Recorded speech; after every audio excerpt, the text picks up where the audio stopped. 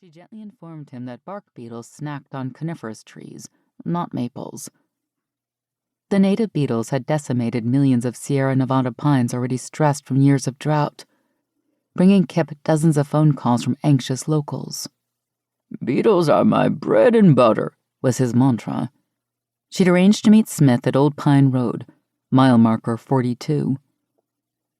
With a storm system projected to land in the next few days, she'd rather have cuddled up with Hannah in their thimble-sized apartment in Fresno, but a single mom with rent due couldn't be too choosy.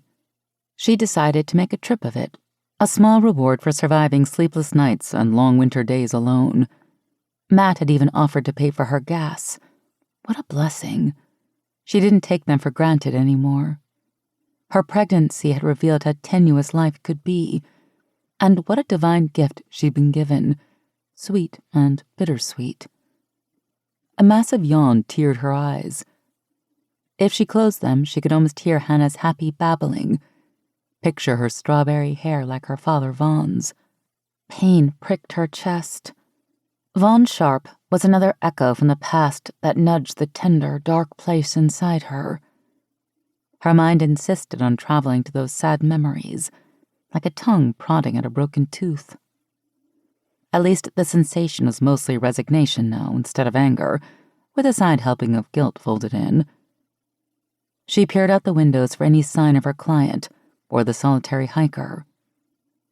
The mile marker was clearly visible a yard from her front fender, near a mailbox colored with equal parts yellow paint and rust.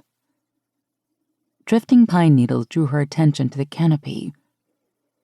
There was no sign of bark beetle damage on these sturdy pines, but Smith sounded positive his trees were infected.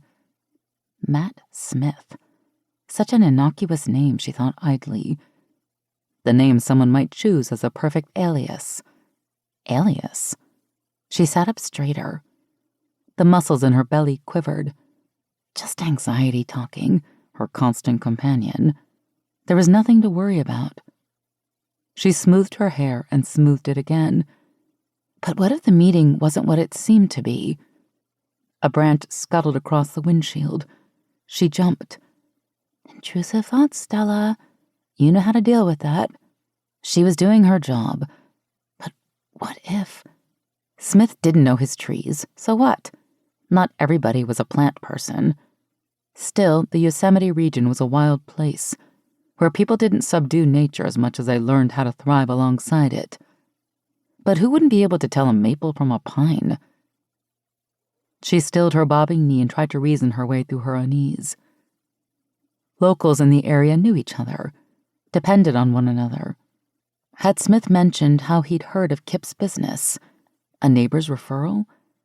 And why had he chosen her from the trio of arborists pictured on the website? She patted down her hair and twisted a strand until it cinched tight. The situation is fine. You are fine. She freed her finger from the knot. Was it illogical to feel suspicious? Or was it prudent? She sat on her hands and considered. Her fears were probably groundless.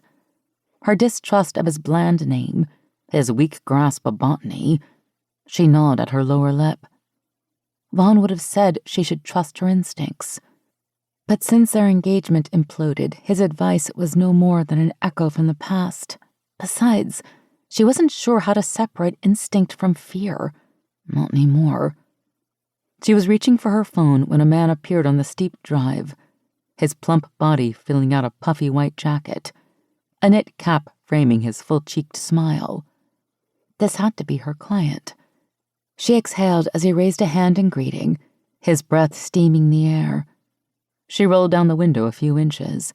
"Hello, Miss Rivers. Matt Smith. Thanks for meeting me. Did you feel an earthquake a few minutes ago?" Friendly. Innocuous. I did. Chagrined at her imaginings, she got out and took his offered palm. He wiped his brow. "That's what we get for living in California. I should never have hiked down from the cabin." He patted his stomach. "With this boiler, I'm gonna need a winch to get back up." She smiled and considered the trees. It was time to do her job and get to Zoe's. I don't see much in the way of bark beetle infestation around here. He lifted his shoulder.